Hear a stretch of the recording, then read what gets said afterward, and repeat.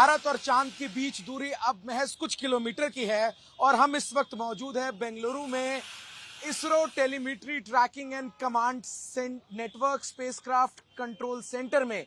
ये वही जगह है जहां से चंद्रयान 3 को तमाम इंस्ट्रक्शंस दिए जा रहे हैं। ये वही जगह है जहां से चंद्रयान 3 अंतरिक्ष में तस्वीरें लेकर लगातार भारत तक पहुंचा रहा है, चंद्रमा की सतह की तस्वीरों को पहुंचा रहा है और इंडिया डेली लाइव की टीम यहां से हर खबर आप तक सबसे पहले पहुंचा रही है।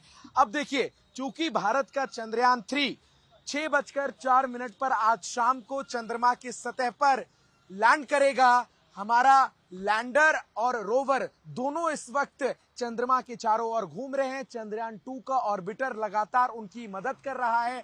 इन सब के बीच एक बहुत ही इंटरेस्टिंग बात आपको बताता हूं और बात यह है कि चंद्रमा के सतह पर जब हमारा रोवर उतरेगा, जब हमारा रोवर नीचे आएगा, तब जब वो चंद्रमा की सतह पर चलना शुरू करेगा तो वो चंद्रमा के सतह पर अपने पदचिन्हों की छाप छोड़ेगा और ये पदचिन्ह होंगे भारत के राष्ट्रीय स्तंभ यानी कि अशोक स्तंभ। और दूसरी तरफ देखिए, दो तरफ पहिए होंगे, एक तरफ जो छाप छूटेगी वो है भारत के राष्ट्रीय स्तंभ अशोक स्तंभ की और दूसरी तरफ इसरो के चिन्ह की छाप छूटेगी। यानी भारत पर अब जो भारत का छाप है वो चांद पर नजर आएगा। इसके साथ ही साथ बड़ा महत्वपूर्ण वो 15 मिनट का फेज जिसका बार बार जिक्र किया जा रहा है, उसके बारे में भी मैं आपको बताऊं। दरअसल इस वक्त इस 15 मिनट के फेज की शुरुआत तब से होगी जब चंद्रयान और चंद्रमा के बीच की दूरी 750 किलोमीटर के आसपास की होगी और उसके बाद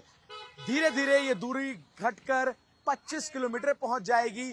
जैसे ही 25 किलोमीटर तक ये दूरी पहुंचेगी, उसके बाद जो अभी तक चंद्रयान हॉरिजॉन्टल मूवमेंट कर रहा है वो वर्टिकल मूवमेंट करता हुआ नजर आएगा और वर्टिकल मूवमेंट जब ये करेगा तो उसके बाद एक ऑल्टीट्यूड पर जाकर ये फिक्स हो जाएगा और उस ऑल्टीट्यूड पर चंद्रयान में लगे हाई रेजोल्यूशन कैमरा से तस्वीरें नीचे की खींची जाएंगी। उन तस्वीरों से चंद्रयान के डेटाबेस में मौजूद तस्वीरों को मैच किया जाएगा और फिर चंद्रयान ये तय करेगा कि उसे लैंडर के सहारे यहां नीचे उतरना है या नहीं। अगर सब कुछ ठीक रहता है तो वो सिग्नल मिलेगा उसे जिसके जरिए लैंडर जो है वो चंद्रयान की सतह पर लैंड करता हुआ नजर आएगा। इस दौरान तेज रफ्तार में जो चंद्रयान था उसकी रफ्तार धीरे धीरे धीमी होगी और हाई ऑल्टीट्यूड पोजीशन पर आकर वो एकदम से ब्रेक लगा लेगा। इसके बाद तस्वीरें खींचने के बाद अगर सारे सिग्नल